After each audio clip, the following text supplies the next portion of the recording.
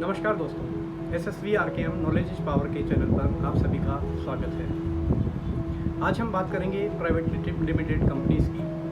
दोस्तों, अगर private limited companies ने अपने डॉक्यूमेंट्स रजिस्ट्रार ऑफ कंपनीज़ के साथ में टाइम से फाइल नहीं किए हैं तो रजिस्ट्रार ऑफ कंपनीज़ को राइट है कि वो उस कंपनी का नाम कंपनी रजिस्टर्स में से स्ट्राइक ऑफ कर सकता है। यदि किसी कंपनी का नाम कंपनी रजिस्टर्स में से स्ट्राइक ऑफ हो गया है तो उसके रिवाइवल का क्या प्रोसेस है, क्या रिवाइवल हो सकता है और उसका क्या प्रोसेस है, इसी पर यह संक्षिप्त वीडियो प्रस्तुत है। दोस्तों, सेक्शन 248 ऑफ कंपनीज एक्ट 2013 में यदि रजिस्ट्रार ऑफ कंपनीज ने किसी कंपनी का नाम स्ट्राइक ऑफ कर दिया है तो सेक्शन 252 में वो company national company law tribunal NCLT के समक्ष पिटीशन फाइल कर सकती है उस अपनी कंपनी के रिवाइवल के लिए। और रिवाइवल के लिए ये पिटीशन जो है वो फाइल कभी भी की जा सकती है। इसके लिए कोई टाइम लिमिट निर्धारित नहीं है। नंबर 1, इसके लिए 3 फॉर्म फाइल करने होंगे, NCLT 9, NCLT 6 and NCLT 2।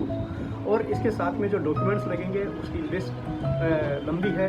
Pan card और GST नंबर, इनकम टैक्स के रिटर्न्स, सभी financial statements, memorandum association, share holders की लिस्ट, डायरेक्टर्स की list, master data of the company, bank statements. और कंपनी रनिंग हो रही है, यानी कि किसी कारण से कंपनी ROC की रिटर्न्स फाइल करने से चूक गई लेकिन वैसे कंपनी रनिंग थी, इसके लिए जो भी आप प्रूफ दे सकते हैं वो आपको इसमें देने चाहिए।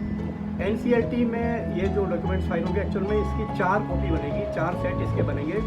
एक सेट तो जाएगा रजिस्ट्रार ऑफ कंपनीज के यहाँ पर, दूसरा सेट जाएगा रीजनल डायरेक्टर के यहाँ पर, तीसरा सेट इसका जाएगा इनकम टैक्स डिपार्टमेंट को और चौथा सेट जाएगा NCLT यानी कि नेशनल कंपनी लॉ ट्रिब्यूनल को। कंपनी लॉ ट्रिब्यूनल में ये पिटीशन फाइल होने के बाद में कंपनी लॉ ट्रिब्यूनल जो है वो इसकी हियरिंग्स करेगा और हियरिंग्स करने के बाद में मेरिट के बेस पे वो अपना ऑर्डर पास करेगा।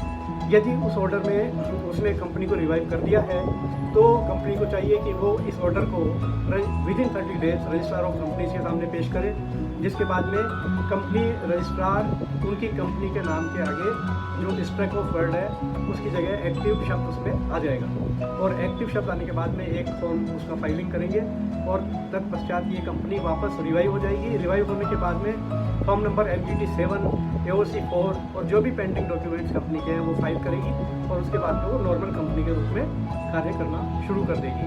तो ये प्रक्रिया थी किसी भी कंपनी को जो कि जिसका नाम कंपनीज के रजिस्टर में से रजिस्ट्रार ऑफ कंपनी ने स्ट्राइक ऑफ कर दिया है उसके रिवाइवल के लिए। आशा है ये आपके लिए लाभकारी होगा और कोविड के इस दौर में आप ये ध्यान रखिएगा कि आप अपनी वैक्सीनेशन प्रॉपर ले ली है, आपने नहीं ली है। यदि आपने अभी तक नहीं ली है तो आप ले लीजिए और जब तक आपके पास में फाइनल सर्टिफिकेट ऑफ वैक्सीनेशन नहीं आ जाता है तब तक आप अपने आप को सुरक्षित महसूस मत कीजिए।